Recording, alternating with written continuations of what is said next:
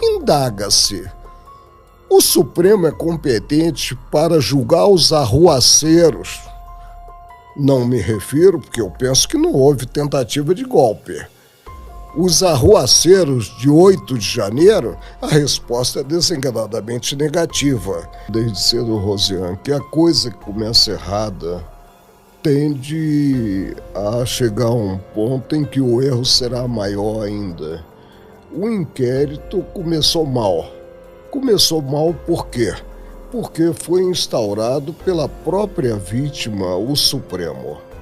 E aí nós sabemos que inquérito é instaurado por provocação da polícia ou provocação do Estado acusador, que é o Ministério Público.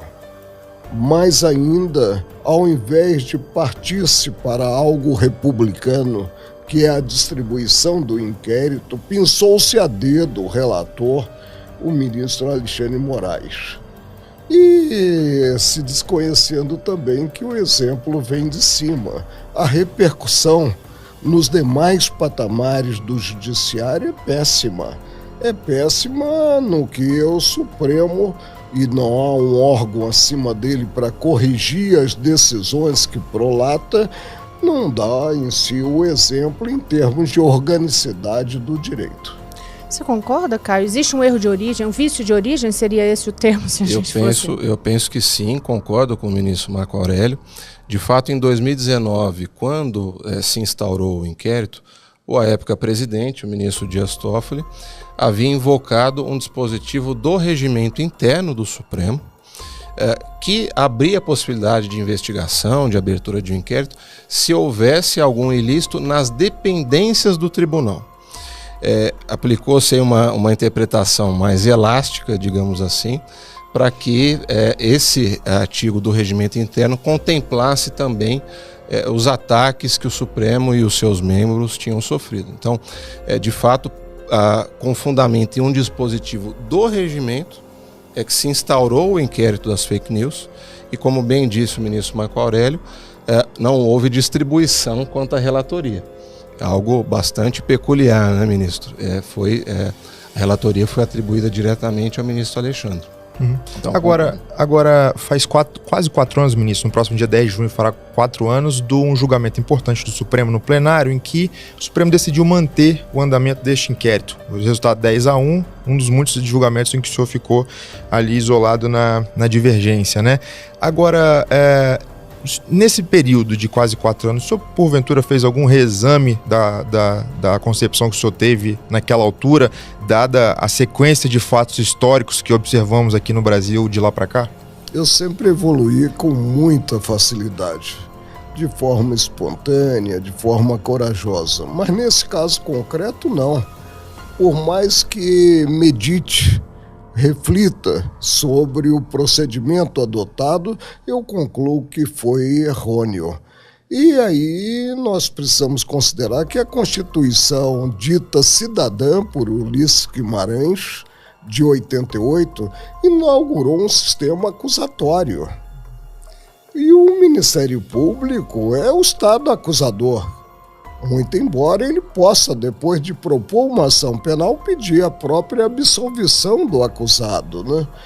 Eu creio que não avançamos culturalmente a partir desse procedimento adotado e vamos ver onde vai chegar esse inquérito.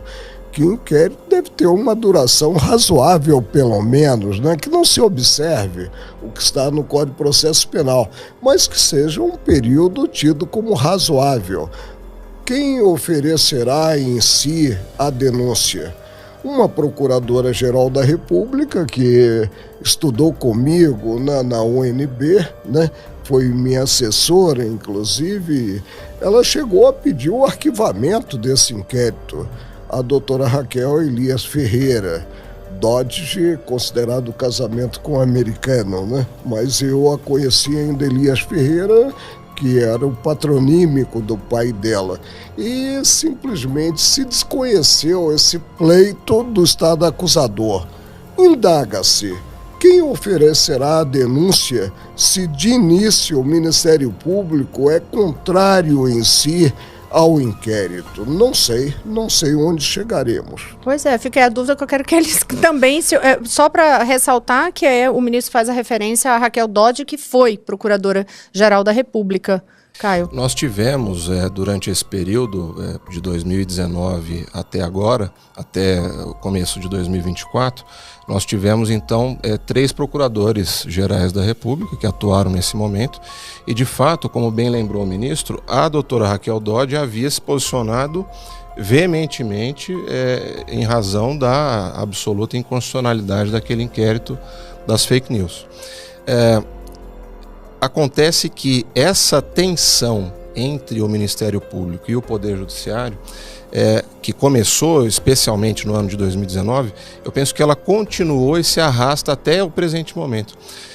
Em 2021, quando o então Procurador-Geral da República, Dr. Augusto Aras, havia solicitado o arquivamento do inquérito dos atos antidemocráticos, o ministro Alexandre acabou arquivando, mas na sequência já abriu outro, que é o inquérito das milícias digitais. Então, essa conduta dele enquanto alguém que pode decidir pela abertura de um outro inquérito e o encerramento do anterior é muito complicado. Isso demonstra a tensão, na minha visão permanente, que houve entre o Ministério Público e o Judiciário. Antes de eu passar por Valfré, eu queria saber de você também, assim, esse questionamento que o ministro levanta, que quem que vai oferecer essa denúncia, isso é um ponto crucial mesmo, porque o que acontece? Tá bom, tem um inquérito aí que tem um não.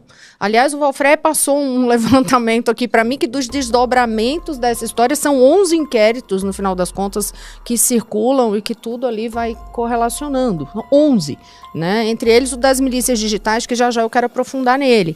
Mas assim, e aí?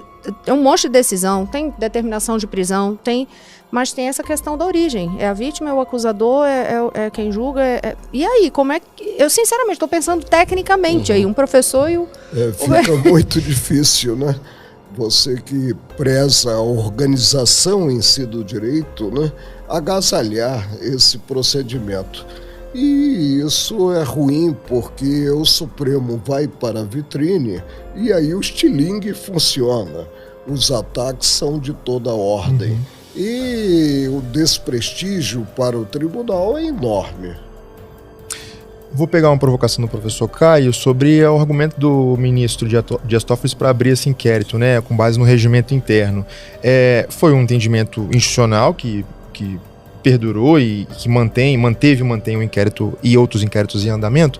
E a provocação que eu faço é o seguinte: essa não foi, na verdade, uma reação legítima, já que o ministro falava que, olha, o tribunal, a sua integridade, a sua, com a palavra que ele usou, era honorabilidade de seus ministros está sendo atacada, e ali não era, talvez, ministro, o Supremo Tribunal Federal fazendo funcionar de maneira muito cristalina o sistema de freios e contrapesos da República? Não era o Supremo Tribunal Federal se protegendo dessa forma? A autodefesa é sempre muito perigosa.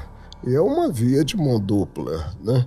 E o que nós precisamos perceber é que existe uma lei das leis, que é a Constituição Federal, que precisa ser observada. Precisa ser observado por todos os poderes, pelos cidadãos em geral e principalmente pelo guarda-maior dela, que é o próprio Supremo. E isso é que não vem ocorrendo, para a tristeza geral. Eu estive no Supremo durante 31 anos, sempre atuando com muito desprendimento, depois de ter passado pelo TRT, pelo Tribunal Superior do Trabalho. E vejo com muita perplexidade o que se verifica nos dias de hoje. A competência do Supremo é de direito estrito. É o que está na Constituição Federal e nada mais. Nem normas processuais penais comuns alteram essa competência pela conexão probatória, pelo liame, pela ligação dos fatos.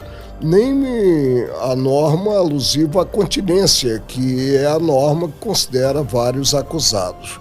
Indaga-se: o Supremo é competente para julgar os arruaceiros Não me refiro, porque eu penso que não houve tentativa de golpe.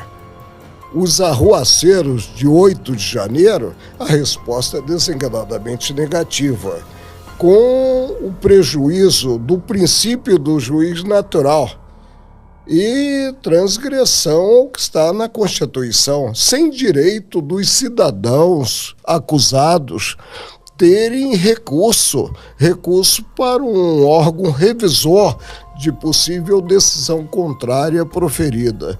Isso não é bom. Como eu falei, não se avança culturalmente mediante atropelos.